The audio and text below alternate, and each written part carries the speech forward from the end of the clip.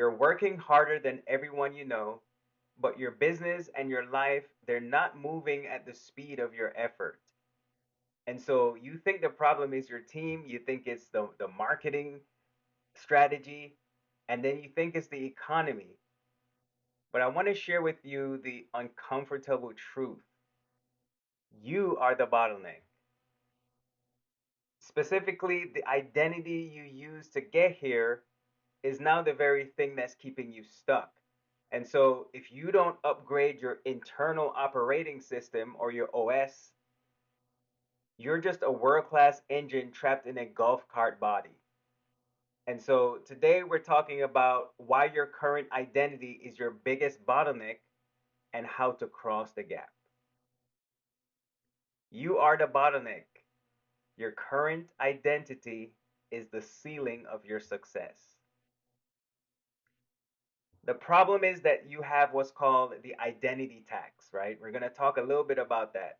So the identity tax, this is the price that you're paying for staying the strong one or the go-to person, right? Long after your organization has outgrown the need. So you're performing at a level that the organization needed 6 months ago, 10 months ago, but we're 10 months ahead and you're still performing at that same level. And so that need no longer exists. So that's why you're paying the identity tax. You didn't upgrade your operating system to get to where the organization is going in the current state, in present day. And so most of you listening, you guys are all the high performers, right? You built yourself to success on, and you did that by being the hardest worker in the room. And so we allow sometimes our pride to get in the way, right? So we pride ourselves in having all the answers, right? We don't want to be wrong, or we don't want someone to come to us and we don't have the right answer because it's going to make us look bad. But that worker identity, it has a shelf life. When you scale, those very traits that that made you the great founder become the very traits that actually destroy your growth. And so you're paying a tax in your time, your energy, and clarity because you refuse to let go of those old tools that are no longer serving you. So you're trying to build that skyscraper, if you would, with the same shovel you used to build a sandcastle. Think of the comparison there, right? You're not going to build a skyscraper using a shovel, first and foremost, right? This is 2026. We have so much technology out there. We're not going to use a shovel to build a skyscraper, right? There's so many different tools that can be used to do that. And so those traits that made you a successful founder at that same, they're the same ones that's killing your growth as a leader. I know you guys heard me talk about this before, but the hamster wheel of activity, right? So I worked with a founder recently. Let's call him Mark, right? So Mark was doing a $2 million a year, but he was exhausted, right? He was doing all kinds of stuff, keeping himself quote unquote busy. I mean, he was in every Slack channel, every meeting, every decision, and he thought he was being an active leader. So I told him, I said, Mark, you're not leading. You're just the world's most expensive employee. And so he was addicted to that dopamine hit of solving small problems, right? Every little thing that comes your way, you want to be the person that solves the problem, right? And so he was running on that hamster wheel of activity, thinking it was progress. And the thing about that too is the thing that you're thinking that you're trying to do to help others often becomes an annoyance because they're like, wow, you're into everything. Why are you constantly being active, right? You're doing all the things, but we really don't need you to be doing all that right now. We need you to kind of sit over there and let us do what we need to do, right? But that's for a whole nother podcast, right?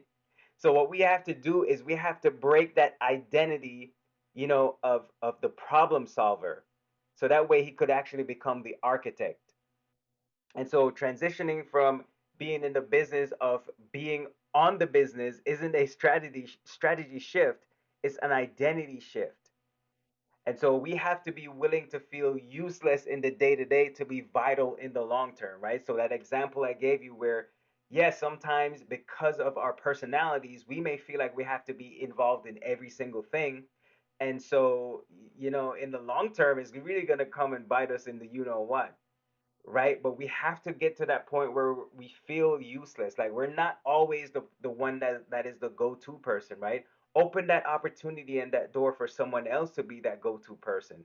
Because in the long term, you're going to need to upgrade to get it to get to the next level, right? Someone else has to come in and take that position. So if you're in every Slack channel and in every meeting, like I said, you're not a leader. You're just the world's most expensive employee. Now, let's talk about a framework which we all can apply, right? So the precision over pressure framework. And so what I mean by this is where we introduce the precision over pressure framework is the worker, right, uses pressure. So they use more hours, more grit, more force, and sometimes that leads to what I call micromanagement, right? How many of us love micromanaging bosses, right? No, not a whole lot of us, right? And so the architect uses precision. An architect doesn't swing the hammer, they design the structure so that way the hammer swinging is efficient. Or we can look at it as a target, right? Someone who is an archer, think about where the word architect comes from. Someone who's going to pull that arrow, that bow and arrow back, they're not doing it aimlessly. They have a target, they have a specific place where they use precision to hit that target. That's building more efficiency for them, right? So I want us to look at our current day. Are we spending 80% of our time on worker tasks that pressure? Because if you want to move into the identity gap and close it, you have to prioritize precision. And so that means saying no to things you're good at so you can do things only you can do, right? I'll say it again. That means saying no to things you're good at so you can do the things only you can do.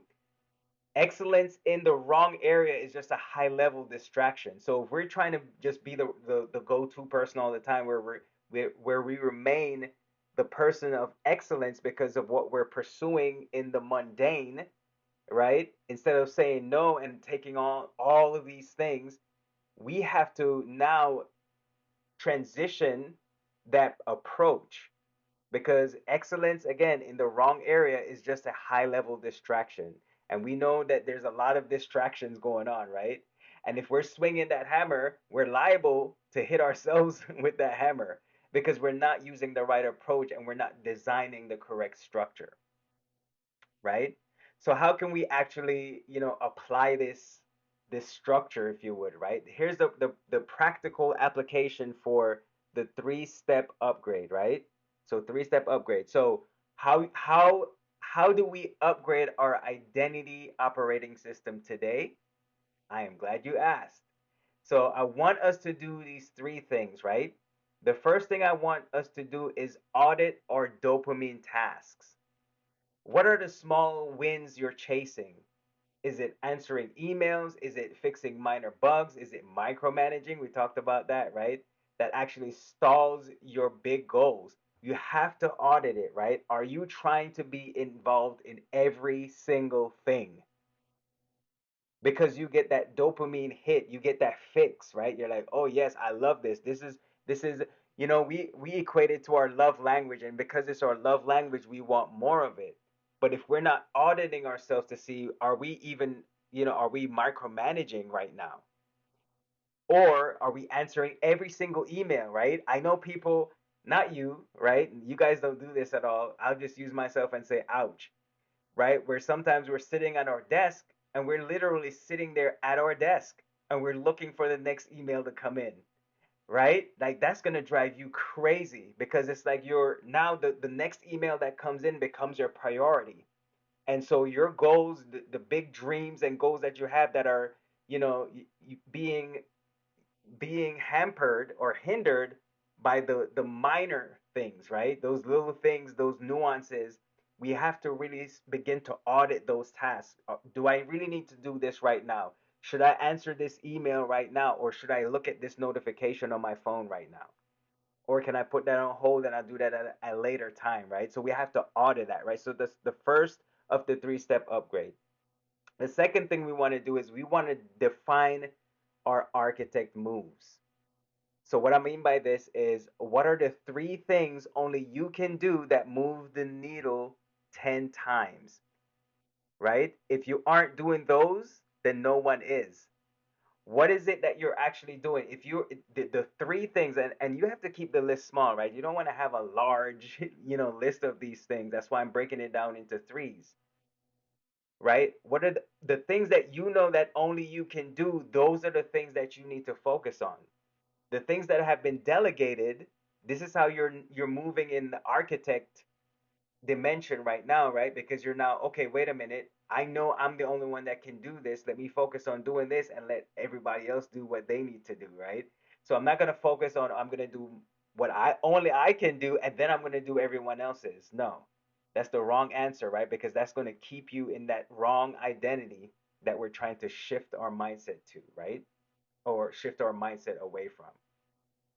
The third person you want to do it, third thing that you want to do is you want to kill the go-to person identity, right? Ouch. That is hard. That is one of the toughest things to do, especially when you feel like you're the person that, I got to do this or it's not going to be done the right way, right? Or if I don't do it, it's not going to be done the way I want it done, which is the right way, right? And so stop being that person with the answers, right? You're the person that has all the answers. And so what's going to end up happening is you have become the expert. You are the jack of all trades and you're the go-to person. Everyone is coming to you right now. And what's happening is that you may not realize it after, until after some time where you become frustrated and then you're like, wait a minute, this is just too much for me right now. You can't even get your own work done.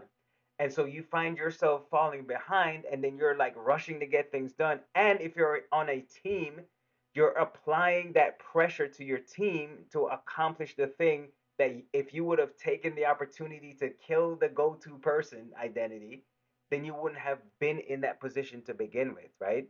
So start being the person with the questions that empowers your team to find the answers.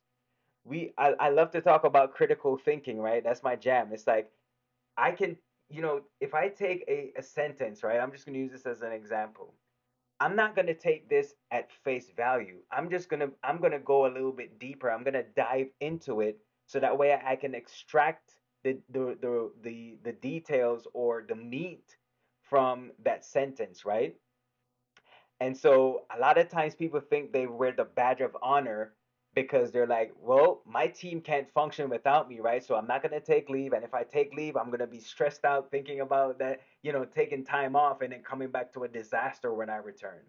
So if your team can't function without you, I always say, right? So think about it this way: you haven't built a business, you've built a cage.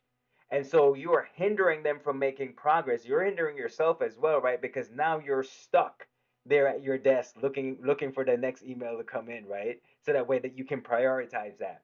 And so if your team can't function without you, then I'm gonna label that number one as a leadership challenge that you just created because you haven't delegated authority and you haven't built the architecture the right way so that way they can function without you because that's going to be a direct reflection on you. That's that direct reflection. So they're going to say, well, yeah, when this person went on leave, the whole office went to crap, right? And it's like, is that a good thing? No, it's not a good thing. That's a reflection on poor leadership, right? We can go deeper over it, but we're gonna move on from that topic, right? So, like I said, if your team cannot function without you, you haven't built a business, you've built a cage, and so now you have trapped, your team and yourself in a mindset, in a framework that is not going to move the needle in the right direction, right?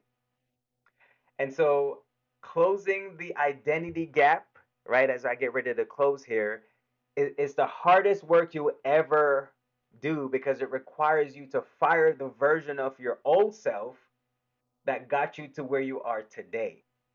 It's uncomfortable, right? I'm not saying this is something that is going to be easy to accomplish or to put into practice, right? It sounds great in theory, but when you're putting it into practice, that's when the hard work comes in.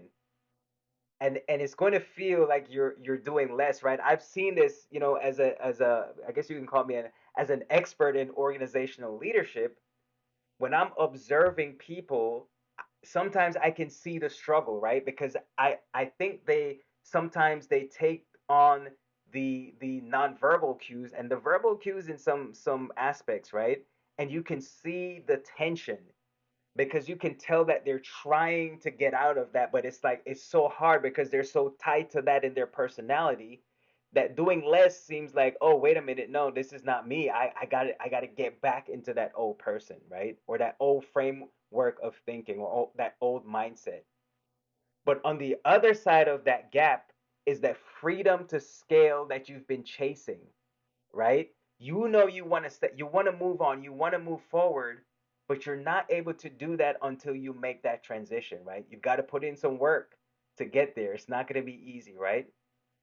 But since we're doing the series in the next episode, we're going to dive into the strong one trap and why being the person everyone relies on is actually a form of self-sabotage that is leaking your organizational culture. So, if you're not already, go ahead and hit subscribe, leave a review if this hit home, and remember, your growth is capped by who you think you are. So, upgrade the identity, and then the progress will follow. I'm Dr. Rayon Walton. Let's get to work.